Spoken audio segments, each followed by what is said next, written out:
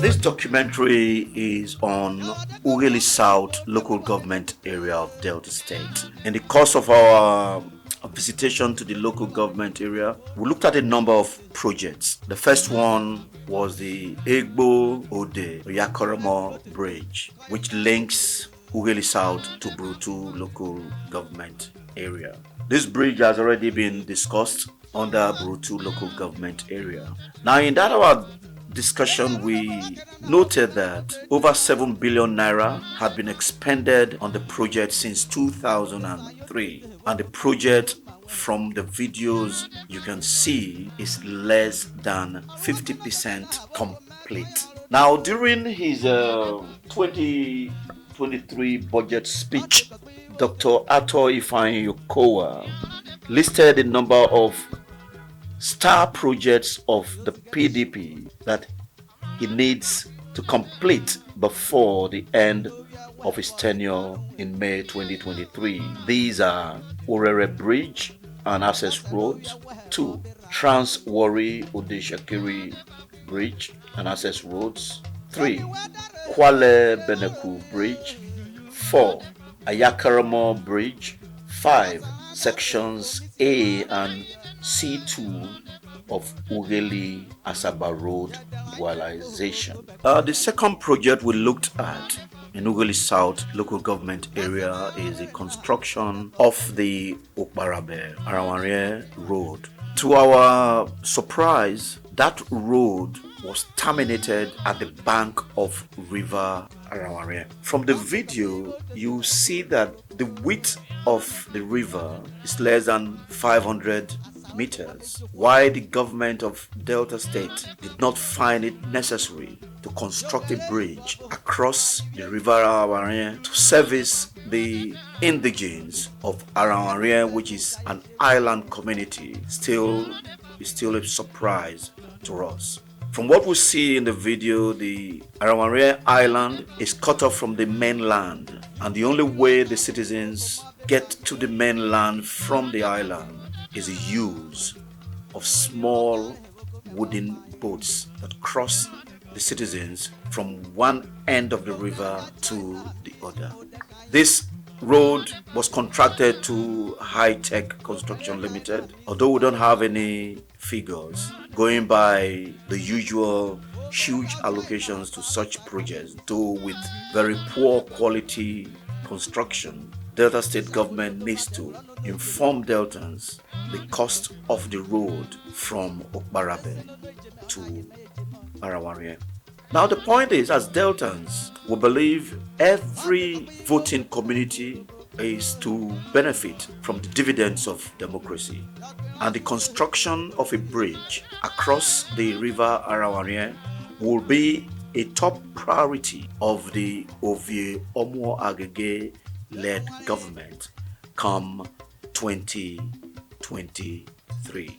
The third road we looked at is the Ewu to Oviri-Olomu road. This road is less than 10 kilometers from the point you can see where the video recording was shot. You will see that this road has long been abandoned, and to get to Oviri-Olomu from the Ewu axis, one has to go back to Ewu, then to Edjekuo, Ughelli, Oteri, Ovwor, Olomu before reaching Oviri-Olomu, a distance of approximately 45 kilometers from the point where this recording took place. Whilst this road is less than 10 kilometers to Oviri-Olomu from the point of recording, one would need to ask the question, what did the government do with the 400 million naira budgeted for the construction of the Oviri-Olomu Okparabe road in 2017? These are questions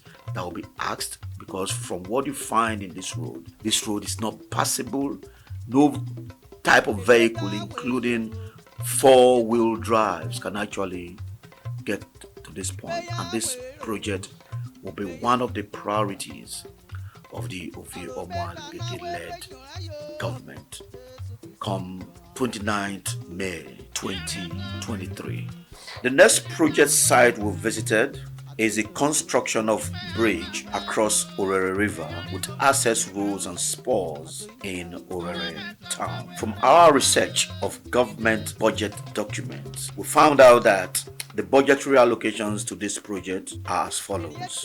In 2020, the government budgeted 200 million naira to the Orere Bridge. In 2021, the government budgeted 2 billion naira to the bridge. In 2022, the government budgeted 4 billion naira to the Orere Bridge project. We were unable to get the figure in 2023, but because the government had promised to complete this bridge, we believe there will be a substantial sum allocated to this project. But the total sum allocated so far to the construction of this bridge from the budgetary documents come to a total of 6.2 billion naira.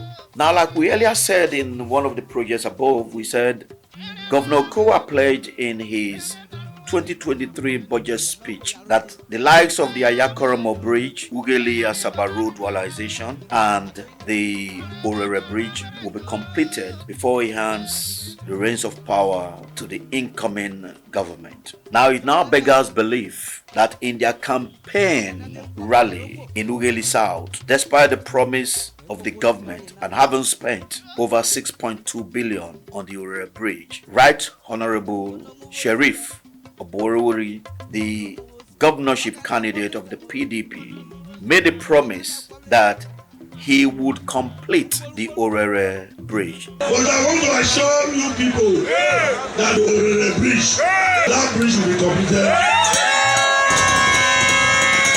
Now the point we need to find out from this promise by Sheriff is, if Governor Okowa has promised to complete this bridge before he leaves office, and Right Honorable Sheriff Oborori is now promising that he would complete the road, are we to now assume that the Okowa's government would abandon this project and will not be completed before he leaves office? We are going to carry out a review assessment of this bridge sometimes in February to report to Deltans the state of this project. The next road project we visited is the Okwagbe Otutuama Esaba road. The distance of this road is 14 kilometers. From our assessment, the road construction from Okwagbe ends about 5 kilometers in the direction of Otutuama, and from that point to the first bridge has stone-based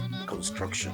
Now, what we found out from our research of government budget documents over the years revealed that the government allocated 422.9 million for the construction of the Okwagbe Otutuama Esaba Bridge in 2019.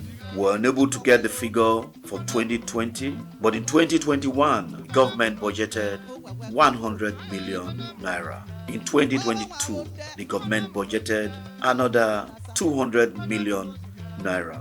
Because we didn't get the 2023 budget document, we're not in a position to state how much has been allocated. But from what we got from the various budget documents, the sum of approximately 722.9 million has been allocated to this project. You can find out from yourself what you find in the video. The turn-off to the right, where the first bridge is to be located, is the old road. You can see for yourself the nature of the old road. You can see the wooden bridge that we have in front of us. And when you come to the main road where it is supposed to link Esaba, the road ends at the first bridge position. So from the budgetary allocations we've mentioned, is the government truly telling us that a construction that is not up to 5 kilometers, which is very narrow, and the road poorly constructed, that 722.9 million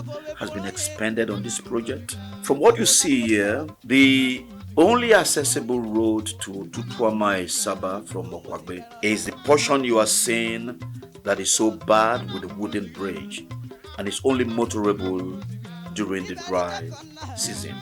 Now, questions need to be asked. If this is the best the PDP can offer the people of Okwagbe, Otutuama, and Esaba after holding the reins of power for 24 years, then it is obvious that the people of Ughelli South, particularly Okwagbe, Otutuama, and Esaba, need to look in the direction of Senator Oviri-Olomu with his edge to band agenda come 2023 May 29. The sixth project we visited is the completed Effurun-Otor link road with bridge. Now, from our drive during the recording of this video, we recorded the total length of the road to be less than 1.5 kilometers, whilst the bridge itself is less than 100 meters. Our bone of contention here is this. Although this project was started under Governor Emmanuel Eweta-Oduaran's administration and only continued by the UKOA-led PDP government, during the UKOA period, the following budgetary allocations were made for the completion of the bridge. In 2017, 400 million was allocated to the project. In 2018, 600 million was allocated to the project. And in 2019, 1.2 billion naira was allocated.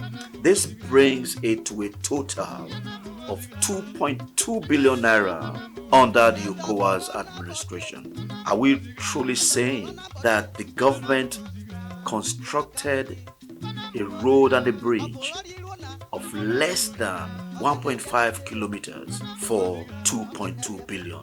Answers are there for Deltans to see and to chew on. The next road project we looked at is the Assah, Etefe, Omafuvwe, and Edjekuo Uto-Ewu Road, which links Patani LGA to Ewu Kingdom in Ughelli South local government area. This road is off the Ohorobomadi Road by Bedesiga Bridge, and the total length of the road is 13 kilometers.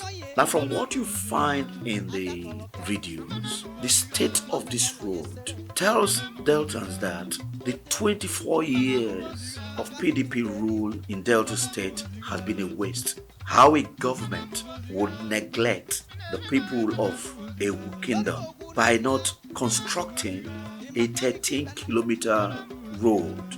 Now, in our course of investigation, although no budgetary allocation has been made on this project, we found out that construction of roads in Delta Central had the following allocations under the UKOA administration. In 2019, 1.5 billion was allocated for construction of roads in Delta Central without being specific. Another 1.4 billion was allocated in 2020. In 2021, there was a budgetary allocation for road construction in Delta Central for 1.2 billion naira.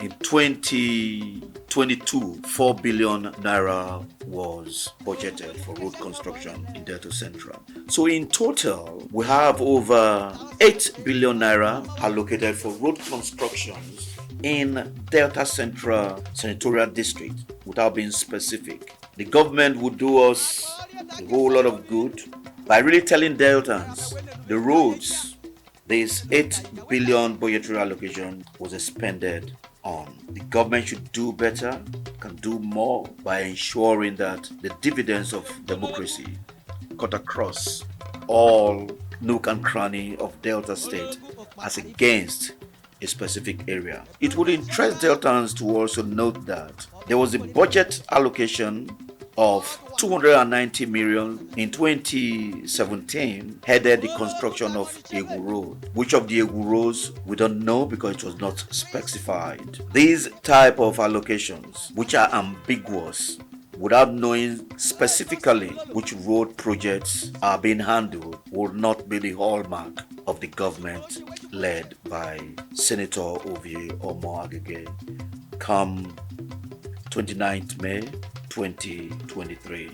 The last project we looked at is the Adaka Primary School in Oviri-Olomu. From what you can find in the video, the block of 6 classrooms are dilapidated to the extent that it becomes a learning environment that is not conducive for the leaders of tomorrow. Our tour around Ughelli South revealed to us that there are a number of schools in this state and we could not record all of them. But the question we are asking is this: despite the huge budgetary allocations as counterpart funding for universal basic education, which is put at 1.3 billion in 2018, and various budgetary allocations for renovation, rehabilitation, and construction of classroom blocks in primary and secondary schools in Delta State, one begins to ask the question: what are all those budgetary allocations used for? Now, with regards to renovation of schools, rehabilitation and construction of classroom blocks in primary schools and secondary schools, the government of Delta State across board allocated 3 billion naira in 2018. In 2019, 3.45 billion was allocated. In 2020, 1.44 billion was allocated. In 2021, 2.5 billion was allocated, and in 2022, 1.4 billion was allocated, with a total allocation of over 13 billion allocated for renovation, rehabilitation, and construction of classroom blocks in primary schools and secondary schools in Delta State. Why should any of our learning institutions at the primary and secondary level display these kinds of buildings? We should know that Delta State is the highest recipient of the Federation from the Federation account, FAC, and also the highest recipient of the 13% derivation fund. If the government is sincere, these are some of the very basic infrastructure that Deltans should be proud of, but that is not the case. And what one would easily say is that the 24 years of PDP reign in Delta State is a complete waste, mismanagement of scarce resources, and misappropriation of funds and maladministration in is what's case. Now, from the Adaka school that we've just shown and the dilapidated nature, what worries most Deltans is, after spending over 4 billion as counterpart funding for universal basic education, which is primary education in the state, and also spending over 12 billion in renovating, rehabilitating, and constructing new classrooms, why should the government allow a school to run down in this nature? What are all these monies, which I believe will be over 20 billion for basic and secondary education? What are they meant for? Is it not meant to provide conducive learning environment for our children? This is not good enough.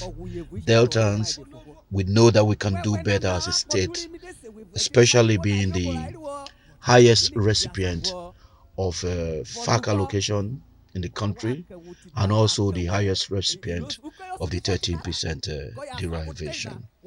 With the foregoing, therefore, what we have shown with regards to Ughelli South, the abandoned Egbo Ayakoromo bridge, the failed construction of the Okparabe road, which ends at the bank of River Arhavwarien, the abandoned Oviri-Olomu road, the Orere bridge project, which we know cannot be completed before Koa and Sova. Then we have the Okwagbe Otutuama Esaba road. You saw in the videos yourself, despite spending over 722.9 million on, nothing to show for it. We also have the Effurun-Otor Ovwor link road, a road of less than 1.5 kilometers. The government claims to have spent over 2.2 billion in its completion, despite the fact that this project had gotten up to an advanced stage under the Governor Eweta-Oduara's administration. Now, what we need to now advise Deltans is this. We have seen the 24 years of PDP as a failed government, a government that is obviously concerned with starting projects and abandoning them despite the importance of such projects. Schools projects, for example, are projects that we should not toy with. Road projects are not projects that we should toy with. So what we appeal to Deltans is, when Senator Oviri-Olomu is elected the governor of Delta State come May 29, 2023, all this will change. All the abandoned projects will be given due attention, and Deltans will see a new approach to project execution in the state, with the intention and ensuring that all projects started should be completed as against having wasted funds on projects after they have started. The manifesto is therefore a product of profound thought based on my practical experiences both in the executive and legislative arms of government. Ladies and gentlemen, we've come up with a 60-page manifesto anchored on the edge to build a new Delta. But Edge covers critical areas of governance that will drive our agenda when elected governor in 2023. The manifesto is our vision and mission. It captures our Edge agenda, which breaks down as E for employment and empowerment, D for development, economic, infrastructural and industrial, G for good governance, and E for enduring peace and security.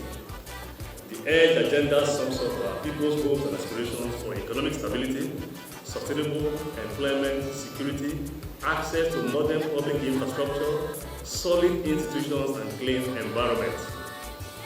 It is strategically organized to make us a model state and a leading center of excellence.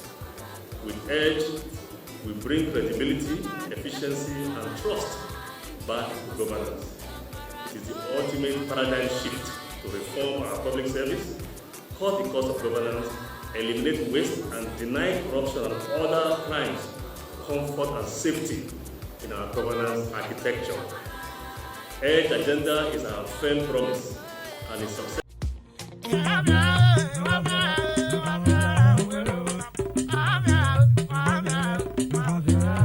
Jenny